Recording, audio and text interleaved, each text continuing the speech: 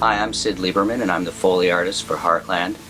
I've been doing it for 7 seasons now and pretty much know everyone real well.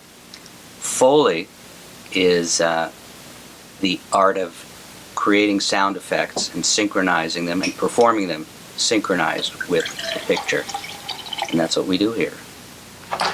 Usually I spend about 3 days doing an episode. That's including all the horse hooves and everything else that goes into the show. I guess the favorite part of my job is being able to try to create something new every time and having the leeway of being able to play with sounds and come up with new and exciting and interesting sounds. There's obviously a lot of saddle and bridle and lasso in the show, and we do it all in here, and it's just pretty much it's like riding a horse. Whoa!